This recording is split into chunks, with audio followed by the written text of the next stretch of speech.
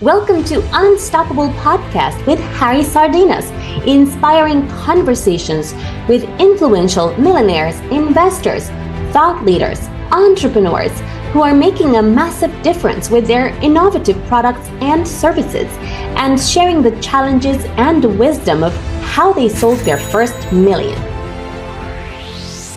How would you like to achieve your first million? And today we have a special guest, Kim and Justin. So guys, tell us, what are the 5 steps to make your first million? To make your first $1 million, it has to start first, not with your product, program, or service. It needs to first start with who is your audience.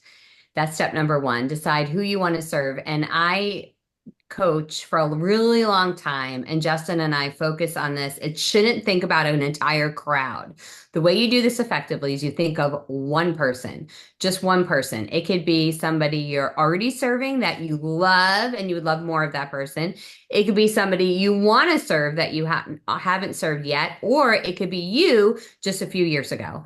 So that's step number 1. Pick who that person is. We call our person Alex.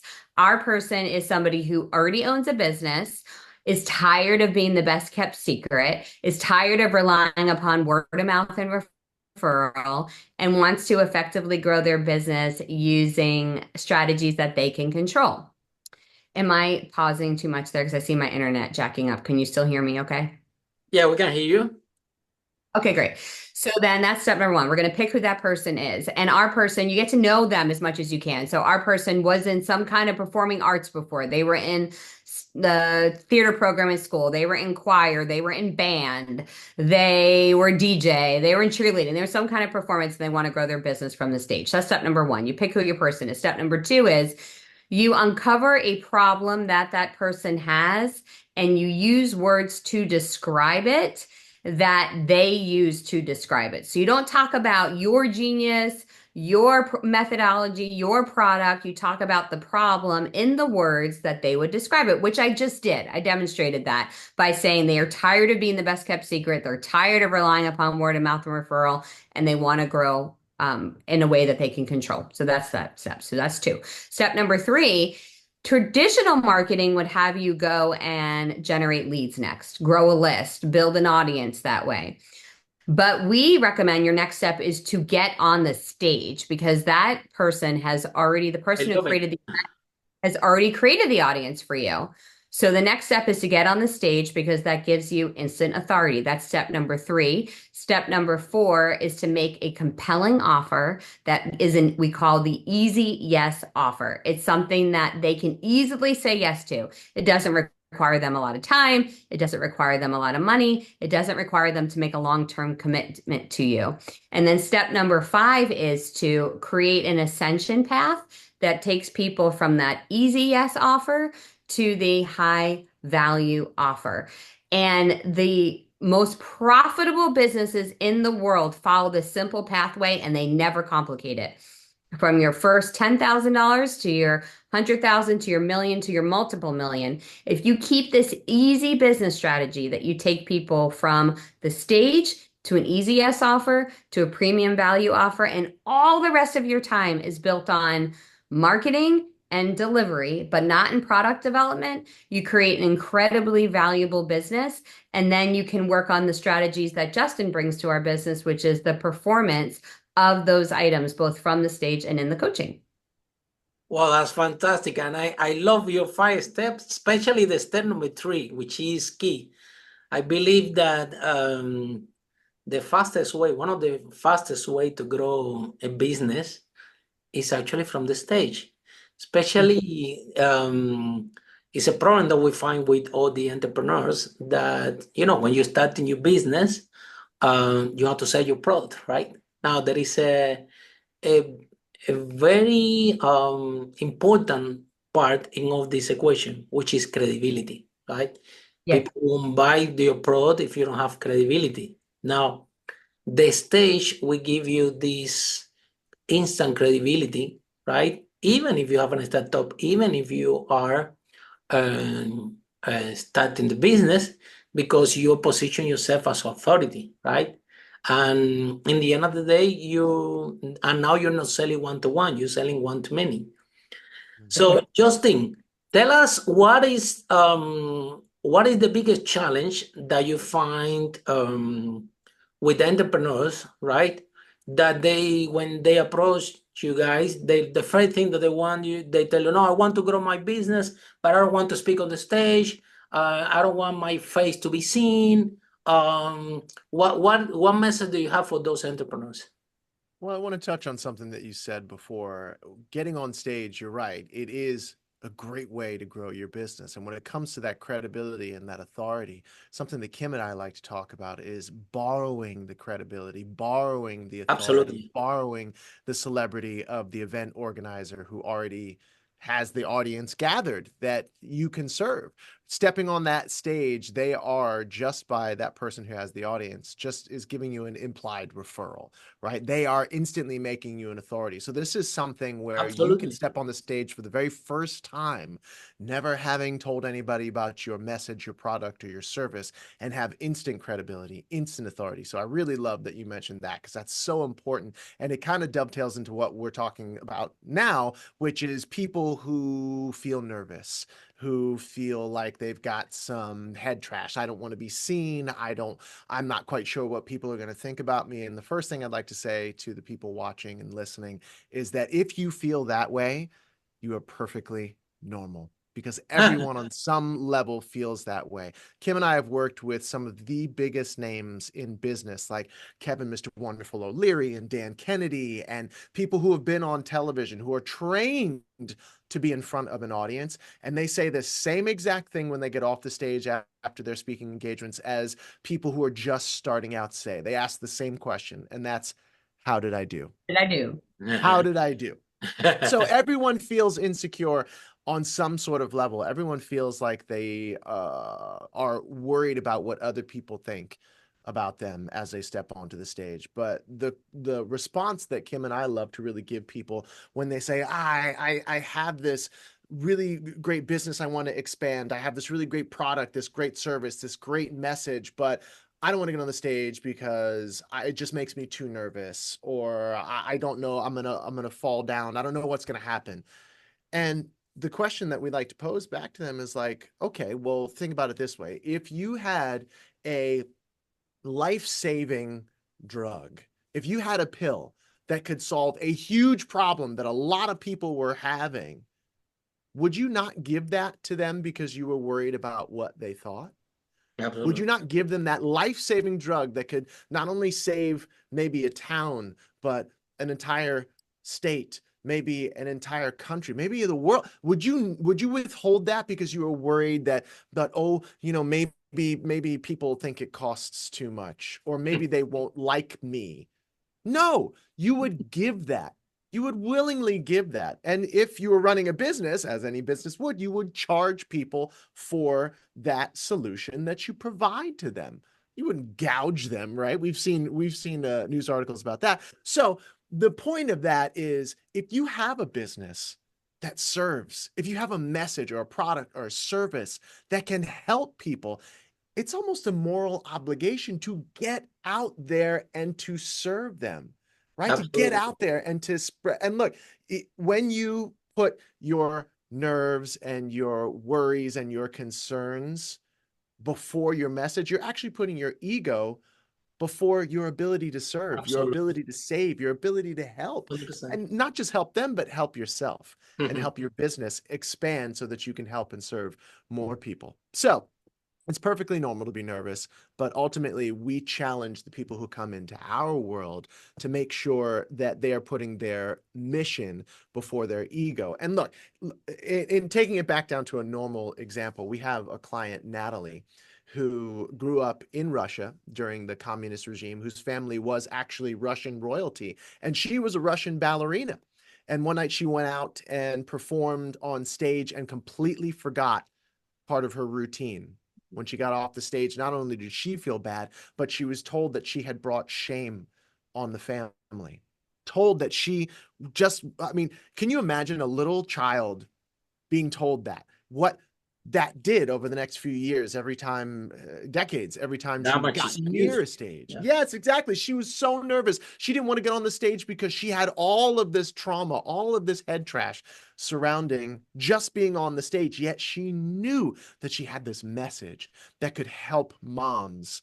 She knew that she had this service, this product that could help moms be more productive, not feel burnt out, serve their families and their children and themselves so much better. So she came to us with what you were talking about, and she said, hey, how do I get over this? And so we showed her techniques, preparation, things that she could do that would get her over and through those nerves. And now she's winning Toastmasters competitions left and right Wow. on the stage, not only selling, but ultimately doing what she wants to do, which is serving. I love how the conversation is going, and we're gonna dig deep into it, because in the end of the day, I think this is what we share with all the entrepreneurs out there, is that everybody has a fear of public speaking, right? And the reason is very simple, right? Is because when we all were kids, all our parents are telling us, don't talk to strangers, right? So this goes inside our unconscious mind since we are very, very little, you know? So sometimes it's so deep that that you don't even know that it's there. But on top of that, it happened what Justin is sharing with us. If on top of that, you raise your hand in the school and you say something, and everybody say boo because you say the wrong answer, or you go to a stage to, like my girlfriend Lily, you know, she has a huge, she's an international speaker, and but she has a huge trauma, because on top of that, when she was little girl, again, same story like you said, she had to sing a song in front of the whole school, and she forgot, and then they thought I was stupid, how can you do that? And now she was facing a huge fear of public speaking, like panic, right? And but she's in business, so in the end I trained her, because we were losing opportunities, right? You know, so how many times you have been in a conference, right, which is full of people, and the speaker say, okay, raise your hand who has a question. This is an opportunity there. You raise your hand and say, my name is X, I'm the CEO of that, and my company do that, this is my question. And I love this this time of event, because I always raise my hand and talk about my company and everything. And I ask a question, and then I'm touching my girlfriend Lily. I said, Lily, come on, raise your hand. I'm not scared. I'm not scared. I'm like, you're missing a huge opportunity. And what we find out is, and this is the truth for all the entrepreneurs out there, if you're scared, your competitors are not. They are out there. Maybe. I'd love to tap in on that for a second, because the reality is that feeling of being scared is given to us as a gift so that we are assimilating to what other people are doing. It means that we will be part of a culture, part of a community, connect with others. There's safety in that. And that feeling is very, very, very normal. It's why often you need one person to do the thing for other people to do the thing. We all have heard the story a billion times before of the 4-minute mile. Once Roger Bannister ran the 4-minute mile, other people ran the 4-minute mile. So now that became a normal that other people could assimilate to. It's why when we have questions that people start putting in the chat, other people will raise their hand. Like, this always needs to be the first. And there's a science behind this, that people are divided into what we call divers and skimmers. Divers are 15% of the population. Think about it this way. They go to the beach, nobody's in the water, it doesn't matter to them. They're just running on in. That's 15%. 85% are going to see, is anybody in the water? What does the temperature feel like? They're going to say, how is it in there? And that's 85%. Your audience is that same way. 15% are ready to go all in. 85% need social proof before they do. Absolutely. So the way you tell your brain it's okay to move forward can't be just like, we can't force white knuckling our way is probably the worst way to do it. I just should. Shoulding on ourselves never feels good. So what instead you can do is give yourself proof of a time you did something that you had not done before that went well for you. So it might be something like, hey, I've never been on a stage before. I'm totally freaked out about this. How can I make myself feel comfortable? It could be something like, oh, I remember that time I went to the Bahamas and I'd never gone out of the country before. And I was very uncomfortable about having to go through customs because it was unusual, but I had one of the best vacations of my life. So there's a time I did something new that actually brought me joy. I wonder if I could find joy in trying this thing. You have to give your brain evidence of something you've done that's similar in the way you were feeling in the new experience, and then that can bring you that step. On the flip side, you can talk yourself through how many people in this audience are in the skimmers and need me to be the diver right now, even though that's not my normal behavior, so that they can follow behind me. Am I going to be that person for them, even though that's not my normal behavior, just so that I can serve this audience? So the beautiful thing is our brain is forever able to change. Till the end of our lives, it can change. And things don't have to be so difficult. But if you don't know how to change it, it's okay. You just haven't learned before. Justin and I specialize in creating a pathway from people to go from feeling uncomfortable to mastering the stage, so that no matter where you are right now, you can get to a place of not just getting on the stage, but actually being persuasive and driving people to the action that you want. So you get paid to get on the stage and you generate revenue for your business. That's amazing. And also you got the authority as well as part of it. I remember the truth is that the fear never goes away. Never goes away. Right. I have some first I won a couple of competition in Toastmasters, same like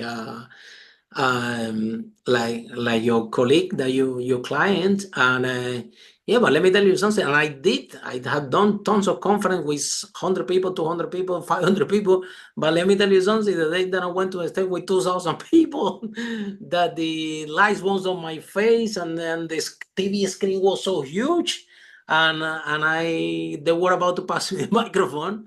I had that fear, and so the whole point, I think, is learn how to deal with that fear, right? The fear never gonna go away. And yeah, now it's easy for me and for you guys to speak in front of 2,000 people, but I'm sure that is one time it 10,000 people, that fear will show up again. It's how we handle it, and I have a lot to say with Kim, with what you're sharing, how we deal with our state of mind, right? I remember one conference once, it was a lot of speaker. I was maybe the second speaker.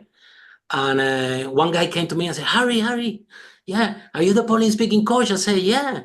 He told me, man, I need your help. I said, look, when the conference finish, we can we can meet and we can talk about it. And he told me, no, it's because I'm the sixth speaker. So he was like a luxury property investor, a very wealthy person, and he was terrified, right? And exactly in what you said, in short period of time, is the only way that you can get away with that fear is to change the state of mind of that person. So I remember putting to jump, and the guy was shouting. I said, "Don't look at the audience."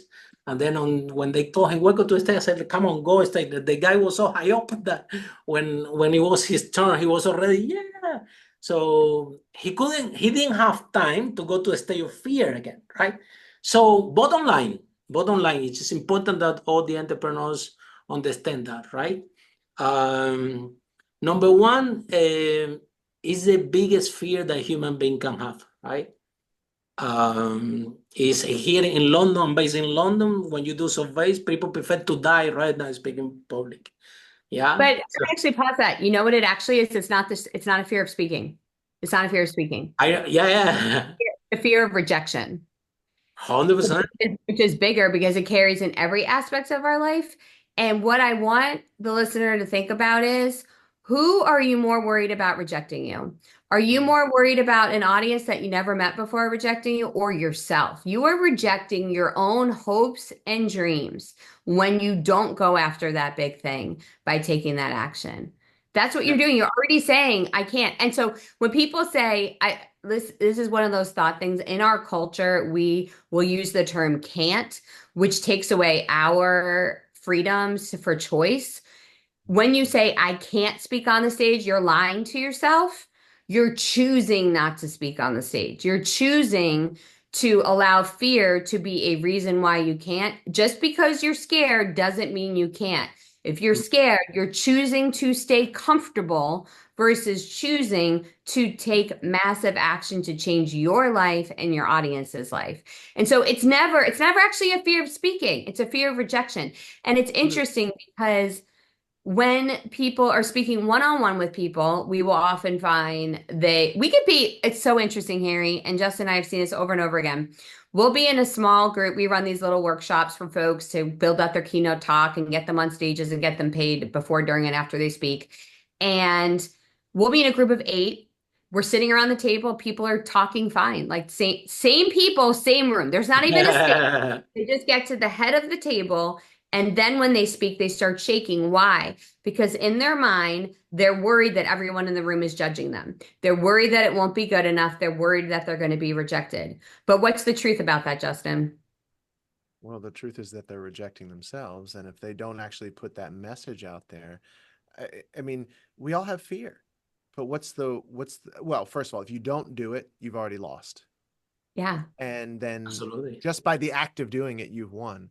Because it's true that there are so many people who would, I like to say at a funeral, there's so many people who would rather be in the casket than be the one up on the stage giving the eulogy. Yeah. Right? You know what I mean? And it's like Yeah. that. It's so true. However, if you don't get up there, you've already lost. And what's the bigger fear? The fear of some people you don't know rejecting you, or the fear of your business, your ability to provide, your passion, that calling that I believe God gives each and every one of us, the loss of that. What's the greater fear?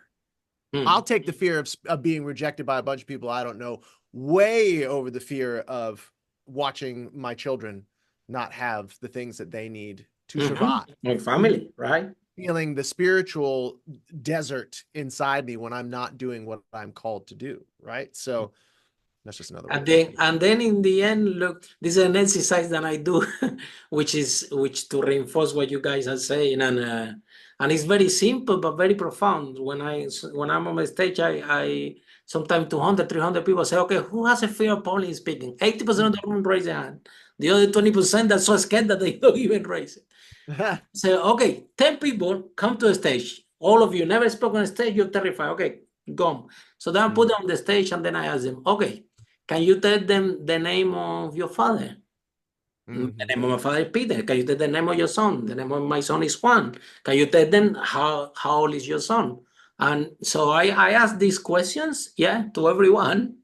And at the end of the day, you say, how come, guys, you are so terrified to speak in public and all of you have spoke already in public? So the reason is that, they know that no one can challenge how old is the children. No one can challenge what's the name of their dad is. That's why they're speaking confidently in front of 200, 300 people. Even they were terrified, they never done it. So the truth, exactly what you're saying, guys, is not about speaking, because in the same table they are speaking.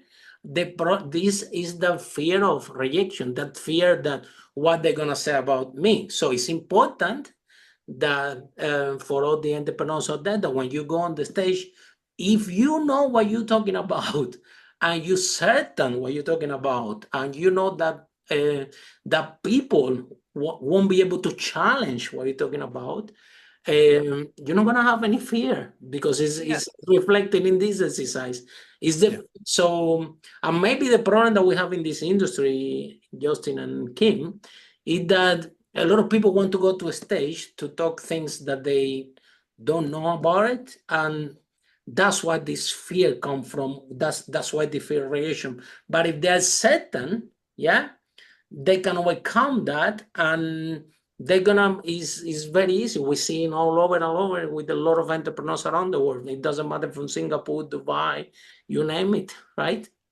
Yeah, and when In you a get on the way, go stage, ahead, Justin. sorry, yeah, thank you. And just getting on the stage, Kim and I like to always talk about how whether you have a motivation, a message, something that you want them to do at the end, whether you want to just get more leads for your business, whether you want to sell a product or a service, it is getting up on the stage, you are only going to get a certain percentage of the people in the room, whether that's virtually or in person, to do what you ask them to do, what you tell them to do.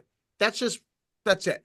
You know, when we talk about something like a close rate, maybe 20, 30% of the room will buy into whatever it is you're saying. But you have the ability to impact 100% of the room. Absolutely, 100%. And the right people will hear your message and the wrong people will ignore it. And thank goodness. Oh, sorry, I interrupted you, Kim. No, it's great. I love it. That's really important. That's not what I was going to say, so it adds to it. The way that you build that confidence muscle, and we say you want to have comfortable confidence. It's okay to be a little bit nervous. I still get nauseous when I take the stage and I'm a confident speaker, but it's just that's how my body works. And Me so too. I don't get upset about it. I still welcome it. But here's what you'll never do as a speaker. Never, ever, ever, ever make an offer from the first time from a stage in front of a live audience, ever. You want to feel so confident. You said about that certainty by saying their father's name. The same way you should feel that certainty about your offer, the same way you feel that certainty about the stories you tell. So the way you can do this is very similar to what we're doing now. Test those stories, sharing them on a podcast. Test those stories going to an audio app on Clubhouse. That's where Justin and I first met. I still have a weekly show I do there. I test my stories on that platform. I get feedback from the audience, and then I know how they're going to respond ahead of time. We always test our offers before we do them from the stage. So we have what we call the Easy Yes offer. We've created a Facebook group community, and what we'll do is put out a call that I will do one-on-one strategy sessions for a limited time for that Facebook group, and people sign up, they want to get on the phone with me, and when I'm on those calls, I'll try and sell the offer that he and I are going to present from the stage. I'll make sure people actually buy it, they want it. I'll figure out what I need to change about it or tweak about it, and so we'll do that, so that way by the time we've taken the stage, we already know the stories land, the audience will be engaged, and the offer converts. Then the only thing you need to do is make sure you've practiced, that you feel comfortable with the content. It feels like your own, and it feels like you're telling a story to a great friend, because that's the kind of authenticity and messaging you have. If you put those pieces into place, even though you will always have that nervous energy getting on the stage, you will have that comfortable confidence that will not only allow you to present in a way that makes you feel okay, but it makes the audience feel okay to follow you through the talk because you are that comfortable, confident leader. And when you can do that, not only will you enjoy the experience, but you'll get more booking opportunities because of those in the audience seeing how you speak. Now we're going to a topic that I love a lot, yeah, which is exactly what you're sharing, Kim and Justin. I'm going to ask you a question about that, because there are two different things. It seems easy, yeah. You see a lot of professional speakers like Kim that they go, or you guys, you go and you speak and you can sell and you can close, and people see from the audience and they think it's easy. It's not easy, but it requires what Kim just said, practice. Be an amazing public speaker is not a talent base. I have a cousin that he paints art, yeah, okay, or somebody that can sing. Maybe these people have talent. Public speaking doesn't go in this category, The people when I finish my speech, they go, you will see, Harry, that was amazing. I love it. You are the best. And the only thing that I'm thinking is, guys, well, you don't know, I have done this 1,000 times. You know what I mean? The more you practice, the better you become. There is no other way around public speaking. And exactly like Kim said, you cannot go if it's a death sentence. you go and pitch your offer for the first time to a live audience, oh my God, this is not gonna go well, because you require a certain skill. The more, it's like driving or swimming. The more you practice, the better you become. It's not about reading a book. If you read a book, you're gonna swim, it's not gonna work, or drive. The more you practice, so it requires a lot of practice, because there are two different things. There is the speaker, right, which we call it the motivational speaker, right? But the other speakers are the speakers that they know how to sell. And this is completely different ball game, because selling from the stage required an extra mile, right? All the speakers can motivate the audience, but very few can sell. It's because another skill set goes into this, which is persuasion. You have to learn how to persuade that audience, how to get this 100% closing rate. Is a lot of elements need to go in this presentation in order to achieve the closing rate. I have speakers that I spoke in my stage, that they close 1 million in one talk, in Wembley Stadium, So there are speakers in the world professional that they have the ability to in 90 minutes to close 1 million in one shot. Yeah, Russell Brunson the other time, I remember a year ago, 2 years ago, closed 3 millions in one shot. Right. So here's the thing with that, right? And that is the shiny number. And I've generated over $1 billion online for my clients. And so I've gotten to see behind the biggest names in business. I ran all of the lead generation for Dan Kennedy's group. We did millions of dollars. Dan Kennedy's brilliant. Yeah. So I did all of, I've done, like we said, Kevin, Mr. Wonderful Larry from Shark Tank ran all of his Shark Tank investments. So I've gotten to see a lot of things from behind the scenes, and I'm going to tell you the secret to that. Number one, yes, he did $3.2 million in sales from the stage. That was cut in half because he splits affiliate commission. So now we're bringing it down, right? And then all of the expense that went into that and all of the fulfillment, and that was what he sold from the stage. That's not the revenue generated. So those are all really amazing numbers. Yeah, exactly. But when that's where you can, yes, that's where you can get to. But what I want to make the biggest thing for what him doing that is the difference is that it was the right message to the right audience with the right offer. That's what's really important. You might have a story that's been on your heart forever that you want to tell, but it might not be the right message to tell to the story to make them feel like you're reading their mind. So you have to match your story to the offer, to the message.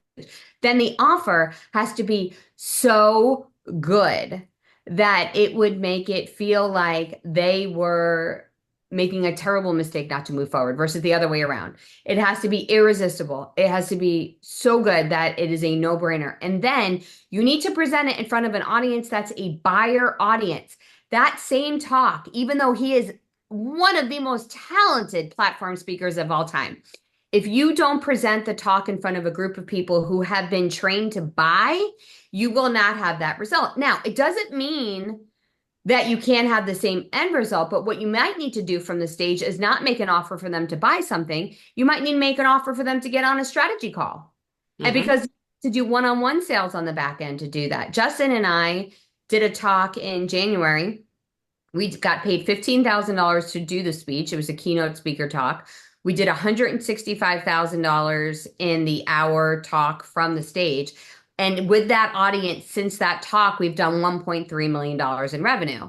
So you can make an easy yes offer, which can work in front of any audience, even if they're not buyers, something that's $1,000 or less. And then you use that time after their first purchase to ascend into your other levels to generate revenue when you're not on the stage. So we say you should make money before you take the stage with your keynote speaker fee, while you're on the stage with a high converting easy yes offer, and once you get off the stage with the premium values that you give to your audience. When you can do that, it doesn't matter the size of the audience. It doesn't matter if they are buyers or not, you're still able to generate multiple seven figures by speaking on stage. Exactly. And then Justin, the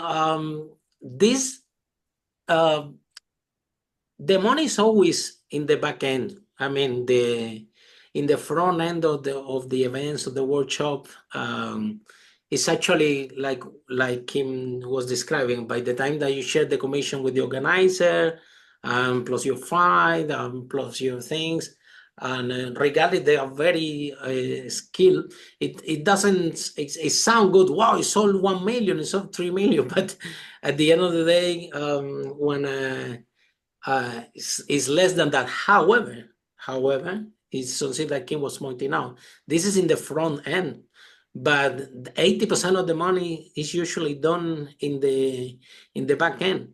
And I think some speakers, when they do the talk at the beginning, they feel a little bit demotivating without knowing that if they had the right strategy, they had the right talk, they can create a lot of revenue in the back end. So, Justin, your opinion, what are the elements that the offer needs to have that they cannot miss in order to maximize the revenue at the end in the back end? We have in London, we have a lot of events, right? A lot of speakers coming from around the world, and people present and close. We noticed during the years that the audience got a little bit used to the traditional way of closing, that I pitch in and I give you my offer and so on. There in London, people are tired of that. However, what is working better is something that Kim described, like, okay, let's have a group call, let's have this, and then after in the back end, slowly. I don't know, guys, how is over there in US where you base? So, okay, there are a couple questions in there, but I'm going to answer the one of, what really makes a successful long tail revenue stream, right? Because we like to say, you can get paid before, during, and after. And Kim's example that she just gave is perfect. We got paid $15,000 to step on the stage and just make the speech. Then on the stage, we made an offer. This is the part that scares most people. Everyone. It certainly scared me at first too. I'm very, very fortunate to have a partner who is a master offer maker on the stage with me, and I get a master class every single time I'm up there watching her make this offer, being a part of the offer. And so you make that offer from the stage. Now You have become a master too, because now you've done it effectively as well. Oh sir. no, it's fine. Yeah, it's wonderful. I mean, I look, it's fantastic. And so the thing, that's what trips most people up, because, oh my goodness, I've got to sell something from stage. That's not always the case. Your offer could simply be motivation. Hey, here's what I want you to go out and do, right? That's one way. But then there are two other ways that actually are the path to cash, the path to that end game of being able to multiply the revenue of your clients, turn your audience into clients. And that's by doing two things. You either give them an offer, well, three things. Give them an offer of a free gift, something that, again, going back to the beginning of our conversation, something that solves a problem they need a solution for. And that your talk is kind of like the appetizer that sets them up for the meal, aka the offer, at the end, right? So that talk should all be geared towards solving that one big problem and maybe the other little problems around it. And then at the end, you get to the offer and you say, hey, look, if you would like to solve this problem, all you have to do is get on my email list. You put up a QR code, you give them a link, whatever, and you give them the free gift, and that's that. Or you can get them involved in a sales conversation off the stage by saying, hey, look, thank you so very much. I'm going to be in the back of the room. If you'd like to have any questions about anything that I've said, come on back and talk to me. Or you make the actual offer from the stage where you have a systemized process, as you know, right? Proven, right? like Kim said, yeah, everything. It's the stack, right? It's the program. You're gonna close. Right. But ultimately, at the end of the day, the audience is always asking in the back of their heads, what's in it for me? So your offer should always say, what's in it for me? But really, at the end of the day, I love to ask people inside of our community, hey, what business are we in? And they're like, oh, we're in the speaking business, and well, we're in the sales business. And those are all true. But at the end of the day, all of us who get on a stage, get on a podcast, get on a virtual training, whatever that may be, we are in the feelings business. We are in the business of feelings. And at the end, more specifically geared towards your question, at the end of our talk, we must have made and continue to make people feel like they can do what it is that we are telling them they can do. The thing, the product, the service, the offer that we're making works, and it will work for them. And ultimately that we, the people delivering the message, are the ones that can guide them through the process.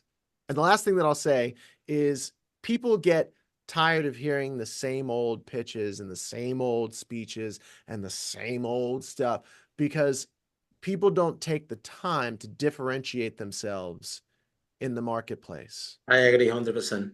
By creating proprietary systems and presentations, thank you, that make them look unique. There's so many people who have the same business, who offer the same service and offer the same products. There are a bunch of computer companies out there, but why is Apple the best? Biggest in the world. There are a bunch of fast food places that sell hamburgers, but why is McDonald's the number one in the world? Right? Because they differentiate. They have proprietary products. You cannot get what you get from them anywhere else. And they have let everybody in the world know about it. So when you can get on the stage and you can let your audience know, hey, this is something that I do that you can't get just by Googling, you can't get from any of these other speakers up here. This is my product and my service. And if you would like to join me in figuring out how to solve this problem, then you give them the offer. You know what I mean? And then, but in the end of the day, like I'm glad that you point that, because exactly we're in the feeling business. People only buy from people that they like and they trust, right? Now, Yes. let's face, and this is the truth, right? The stage is like a TV, and people think, oh, no, I speak on the stage, I speak on the stage. It doesn't work like that. I organize events all over the world. I don't put in my stage anybody that I haven't seen speak before. Do you understand? Because after I put all the energy, all this money to fill up that room, you know what I mean? I cannot bring a bad speaker because that damaged my event and damaged my brand, right? So people think, oh, no, I want to be a speaker, just put me on the stage. And it doesn't work like that. This is the reality. People only will put you on the stage when you're ready and you're prepared. Let me tell you something. The Les Brown event in London, I did the opening for Les Brown. And it was people that worth 400 million. Now they are billionaires that day, speakers. And then the promoter came and told me, Harry, I want that you speak before Les Brown. I want that you raise that audience. I want that you put the food of energy. And then I'm going to call Les Brown after you, right? So she came, she told me that I'm supposed to speak in the morning. But when I arrived there to the event in the morning, I've been told that no, I'm going to do the opening for Les Brown. And after the event finished, I'm kind of thinking like, wow, how what a lot of people even with more money than me. Why this promoter put Harry before Les? So I called her, I told her, after 6 months, I called her name is Tia. Why you want me to be the person opening for Les Brown? And she told me, Harry, because I knew that you were ready. I knew I saw you speak before. I saw my speaking before, and I knew that you were ready for that task. The rest of the speakers there, probably all of them more worthy than you. However, they don't have the skill set that you have in order to lead the audience, and this is what I need to bring Les Brown after.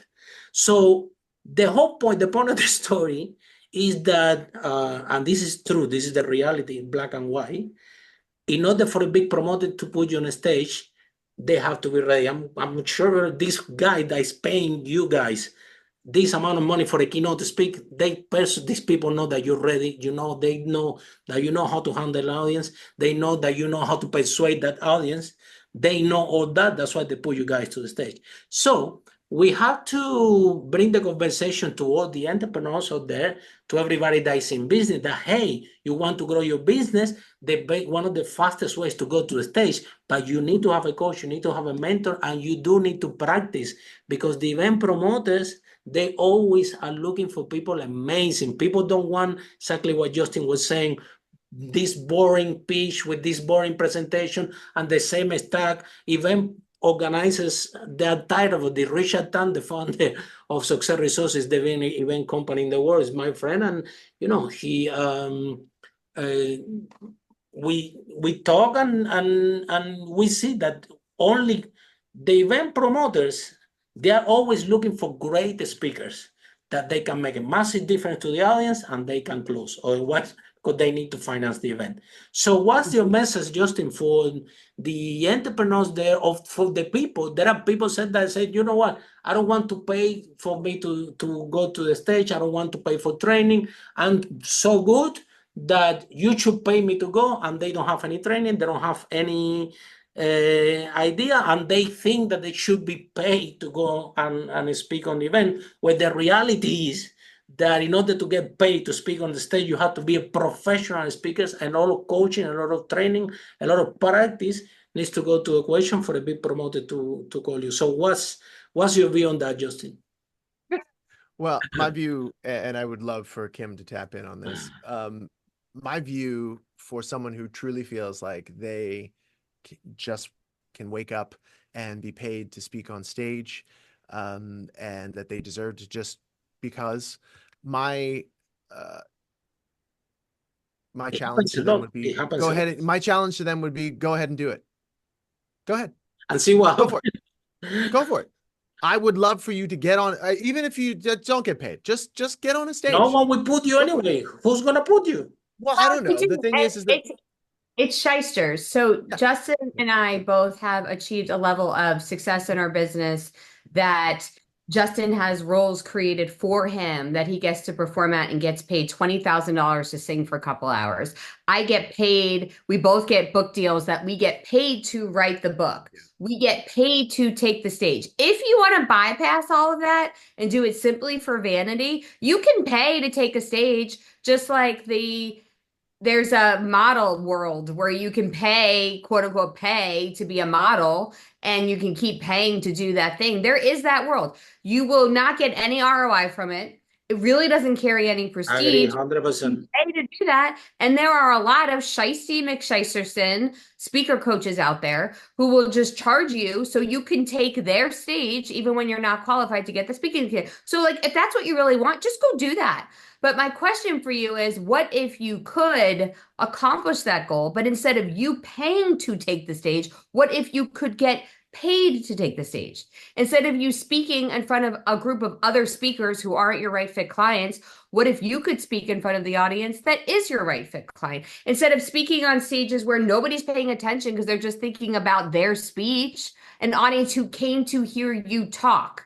That's the decision you make. And if you want the latter, which is earned, not given, earned based on your behavior, then you can have a speaking career that doesn't just impact others, it impacts your own life. And it's a choice. It really is a choice. And we don't pass judgment on you if you want to choose either way. There is a different pathway. That's just not who we work with.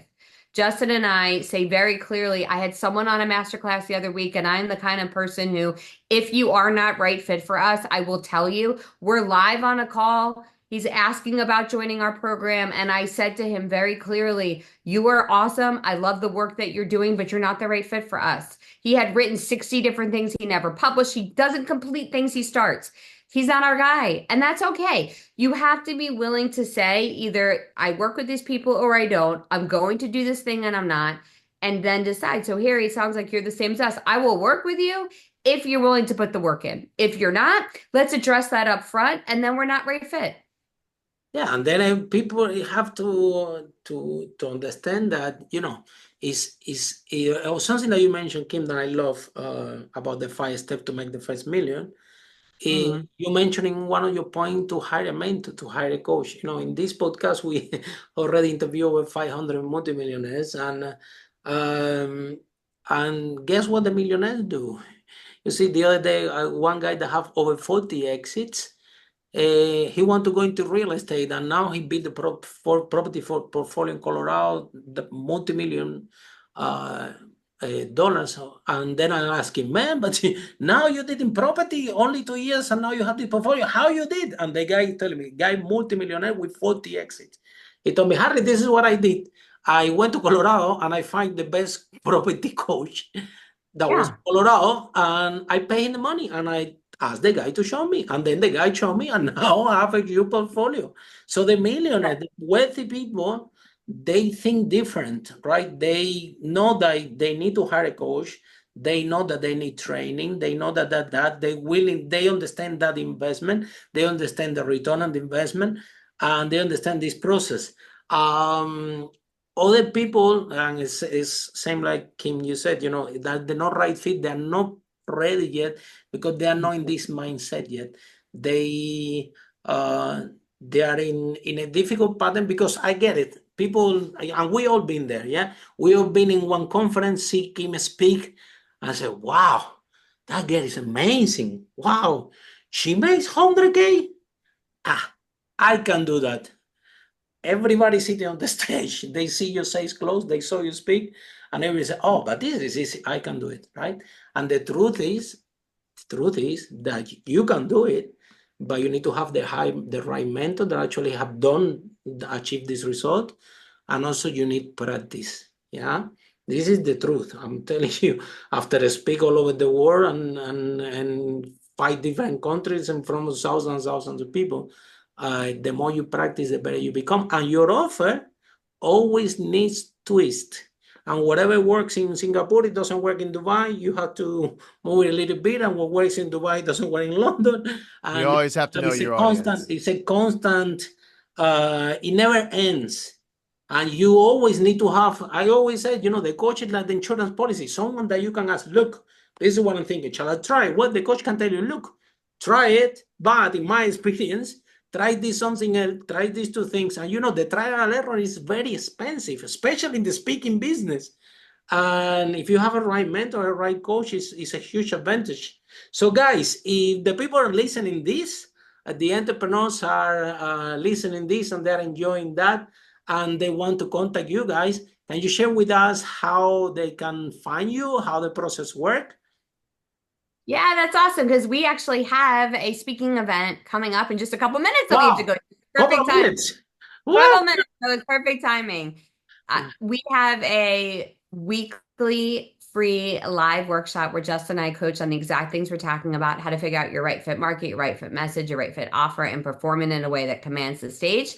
And we'd love for you to join us. It's at speakandgrowrichworkshop.com/podcast. That's speakandgrowrichworkshop.com/podcast. We would love to see you there. Yeah. That's fantastic. Okay, so people can join the free workshop and they can learn about start this journey as Polish speaking. And because, like I said before, one of the fastest and more efficient way to grow your business is from the stage. You can get your business from global to local. This is what we did with the speakers ideas, with our event company. We grow the company from the stage internationally, and we have done events all over the world, in different countries, and we have done tons of workshops about business growth, about raising funds, about marketing, sales, the fear of public speaking, which I love this subject a lot because I have very close from my girlfriend that she has that fear and she overcome it, and now she's a successful international speaker. So guys, thank you so much. I think that both of you are brilliant. You definitely know what you're talking about, which is something that in this industry is very rare. Because like I said, a lot of people go to a stage, a lot of people speak, but very few people know what they're talking about. Very few people know how to persuade, touch, move, and inspire an audience so people can enroll into the program and the service. This is a skill that all our listeners, if you master this skill, is the most powerful skill that a human being can have. Yeah, this have been taught for a great speaker friend of mine, that the greatest skill that a human being can have is the public speaking and the art of persuasion from the stage. Yeah, if look Obama, look the president of the United States, you can define the election. So you can become. I don't know if you remember, Justin, the Donald Trump. One guy put 1 billion, and they couldn't beat him. And the reason is money is not enough when it comes to persuade the audience and to serve from the stage. You have to give. Absolutely. Yeah. Absolutely. And so, you know what? It has been an absolute just pleasure and honor for Kim and I to be here. Thank you so much. Kim had to jump off in order to get ready for the speaking Okay. engagement, which is coming up literally in a few minutes. But hey, it was such an honor to be here. Thank you so very much for your Pleasure. time. I really loved the insightful questions, and I really would love to talk to you in the future and see how we can join forces. and Absolutely. work something out Anytime. more. Yes, outstanding. Thank you, Justin. Bye-bye. Follow us for more interviews with world's most influential, audacious entrepreneurs that overcame challenges and adversity, providing you with the blueprint of how they sold their first million so you can grow your business exponentially.